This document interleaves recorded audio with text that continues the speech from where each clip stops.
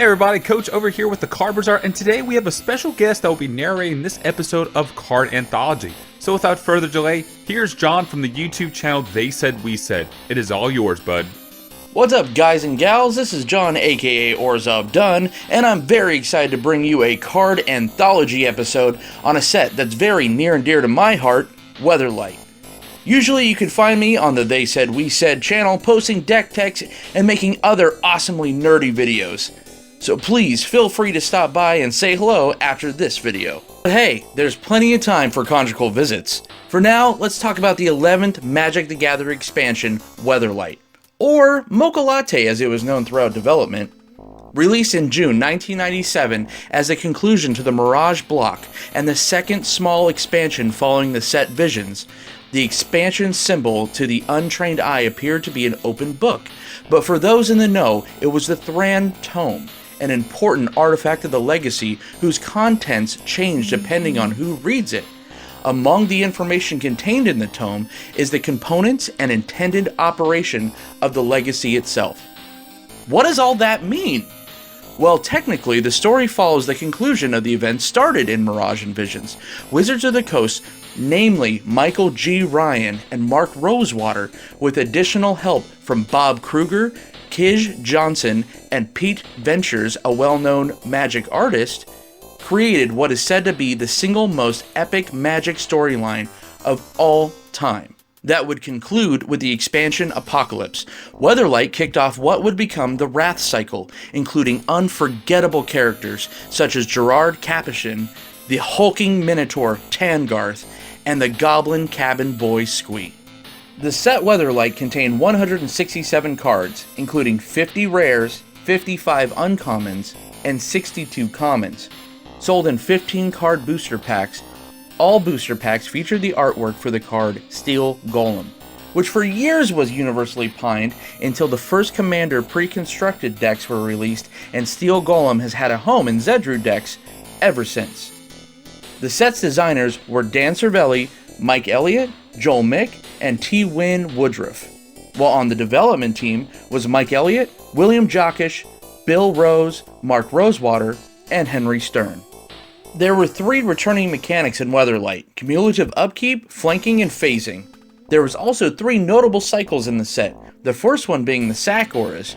Each of these common enchantment auras can be sacrificed for an extra effect, such as Kithkin Armor, Phantom Wings, Coils of the Medusa, Fire Whip, and Briar Shield. The second cycle was the cumulative upkeep spells. Each of these rare permanents had a cumulative upkeep cost or effect that can allow it to grow without the use of mana, which is shown in cards like Aberoth, Inner Sanctum, Psychic Vortex, Gallowbraid, and Heart of Bogarden. The last cycle were simply deemed the rare spells. Each of these instants or sorceries had an effect that can be determined as more beneficial if the caster is at a disadvantage. This cycle was evident in the cards Tariff, Paradigm Shift, Urborg Justice, Firestorm, and Nature's Resurgence.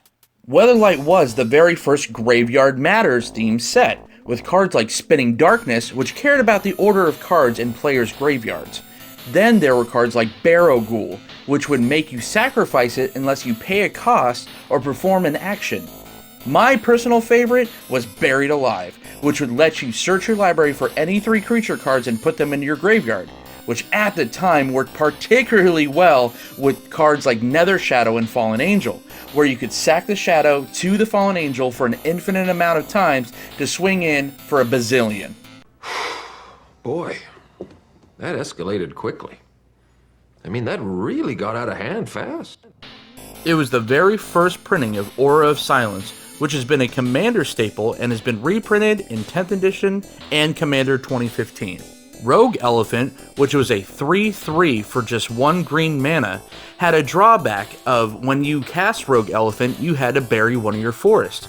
Well, that's okay, because if you had Harvest Worm, which was 1 and 1 green, you had a 3/2 worm that would bring back that forest. These 2 cards sprung a very efficient green aggro deck at the time, albeit pretty glass cannon. And of course, the bane of kitchen tables since its creation, Doomsday. which actually sees some legacy play in sideboards of Tin Fin deck.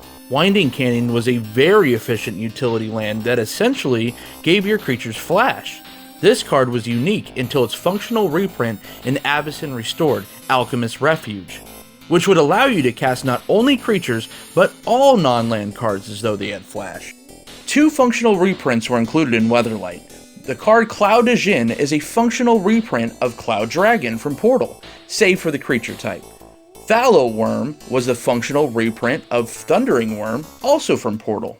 The most notable cards in the set included Lotus Veil, which was a very powerful and popular card, although very vulnerable to the rampant land destruction at the time.